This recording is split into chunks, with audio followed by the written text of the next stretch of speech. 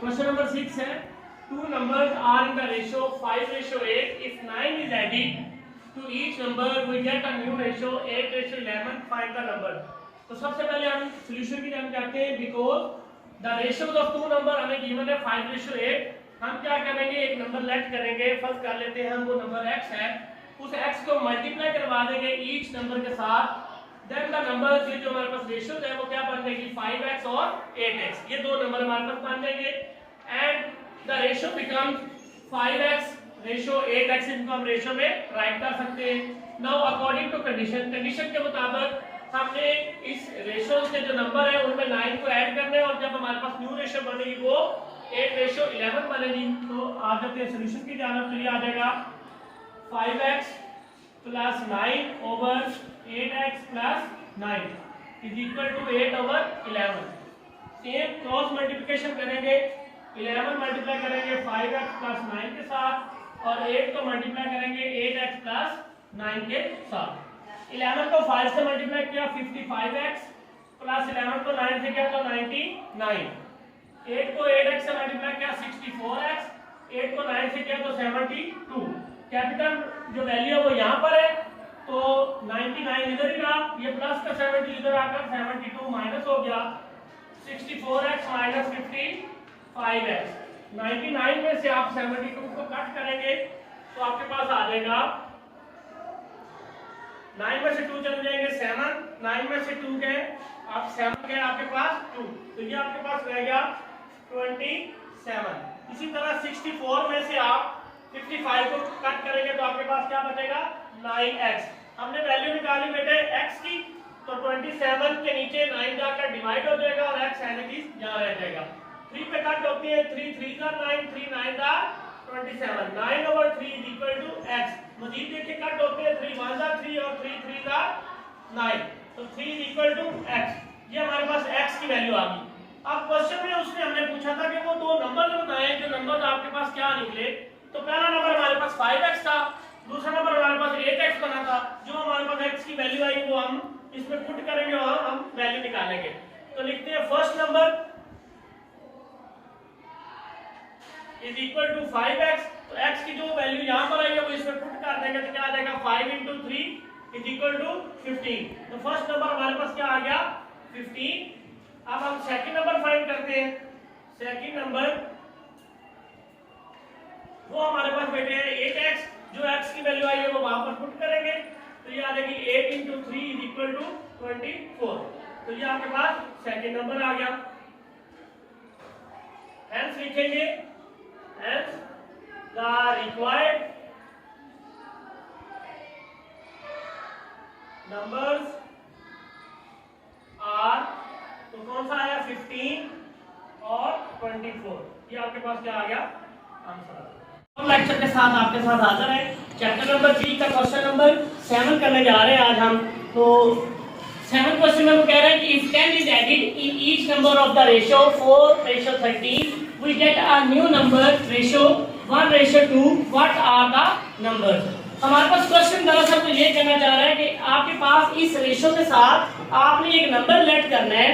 उस नंबर को आप इसके साथ मल्टीप्लाई करवाएंगे, उसके बाद उसके अंदर बेटे आप 10 को ऐड करेंगे.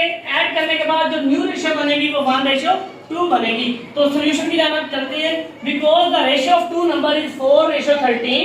हम क्या करते हैं लेट कर लेते हैं. एक नंबर है वो x है हमारे पास, उसको हम मल्टीप्लाई करवा देते हैं each number of the ratios के साथ विद x. देन हमारे पास जो नंबर बने हैं वो 4:13 बने हैं. According to the given condition हमें क्या बता रही है कि हमने 10 को ऐड करना है इस रेशियोज के साथ. तो एज इट इज हम 4x plus 10 ratio 13x plus 10 हमने ऐड कर दिया अकॉर्डिंग टू कंडीशन में ये भी बताया जा रहा है कि अगर आप उस नंबर के साथ 10 को ऐड कर लेते हैं तो न्यू रेशियो जो आपके पास बनेगी वो आपके पास बनेगी 1:2. 1:2 बनेगी तो हमने एज इट इज उसको इक्वल रखकर 1:2 लिख दिया. अब रेशियो का मतलब है कि हम उसको ओवर में भी राइट कर सकते हैं. तो 4x plus 10 over 13x plus 10 is equal to 1/2. अब क्या करते हैं हम, अब हमने करना है क्रॉस मल्टीप्लिकेशन. इस 2 को हमने पकड़ना है इन दोनों टर्म के साथ और 1 को इन दोनों टर्म के साथ. तो 2 को मैंने इस टर्म के साथ मल्टीप्लाई किया, 2 को 4x से मल्टीप्लाई किया तो क्या आ गया आपके पास 8x. और 2 को 10 से मल्टीप्लाई किया तो क्या आ गया आपके पास 20 आ गया। 1 को 13x से मल्टीप्लाई किया 13x, 1 को 10 से मल्टीप्लाई किया आपके पास क्या आ गया 10 आ गया। अब नंबर हमारे पास इधर 20 बड़ा है और इधर छोटा 10 है, तो इधर आकर क्या हो गया माइनस 13x इधर ही रहा, ये प्लस का 8x उधर जाकर क्या हो गया माइनस का 8x। अब 20 में से 10 को कट किया तो आपके पास 10 रह गए, 13x में से 8x को कट किया तो आपके पास 5x रह गए। हमने वैल्यू बेटे निकालनी है x की, तो 5 से दोनों तरफ क्या कर दिया डिवाइड कर दिया। 5 से कट हो गया, उसकी जगह पर 1 आ गया, 5 1 are 5, 5 2 are 10, तो x का रिजल्ट क्या आ गया आपके पास 2। अब सवाल उसने कहा था कि व्हाट आर द नंबर, तो नंबर हमारे पास x की वैल्यू तो आ गई 2, लेकिन जो हमारे पास फर्स्ट नंबर मान रहा था वो 4x मान रहा था, वहां पर हमने x की जगह पर उसकी वैल्यू रिप्लेस की 2, तो 4 को 2 से मल्टीप्लाई किया तो 8 आ गई, हमारे पास फर्स्ट रिक्वायर्ड नंबर था।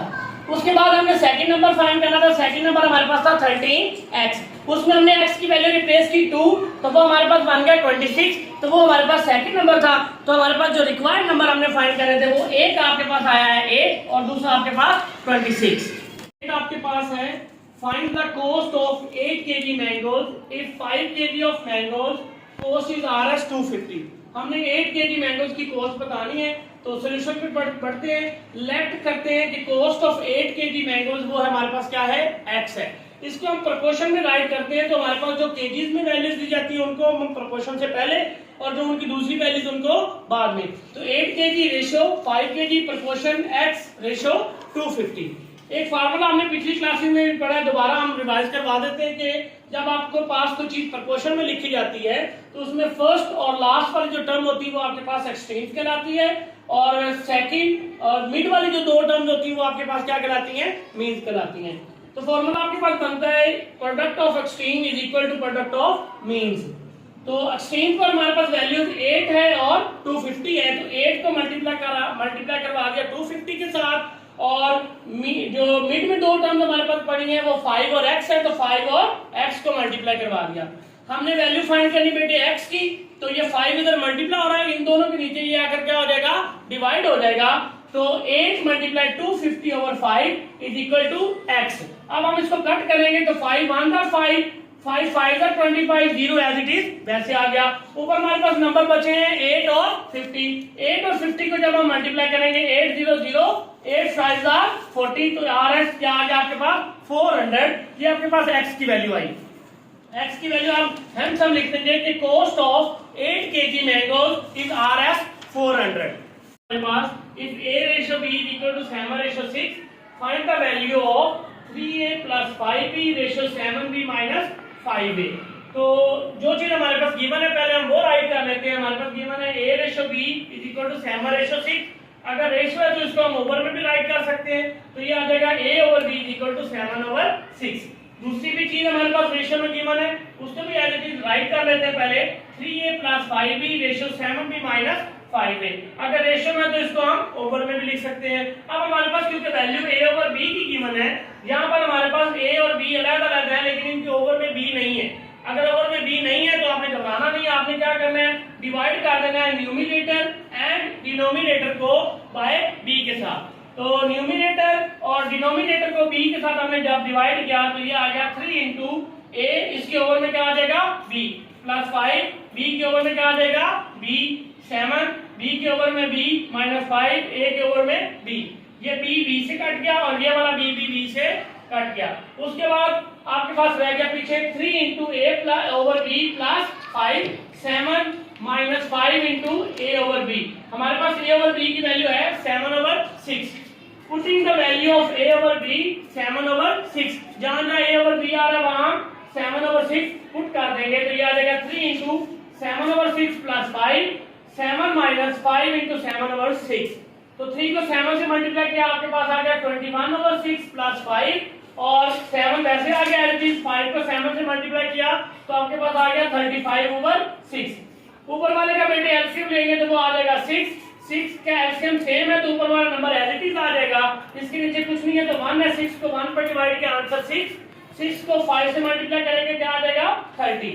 एज इट इज नीचे भी हम एलसीएम लेंगे 6, 6 7 से मल्टीप्लाई कर 42 माइनस 35, ये 6 ओवर का ओवर है तो ये आपस में कट हो जाते हैं बाय द रूल, तो ये हमने 6 को 6 से कट कर दिया, 21 में 30 को ऐड किया 51 आ गया, 42 में से 35 को कट किया तो 7 आ गया। तुम्हारे पास आंसर आ गया 51/7।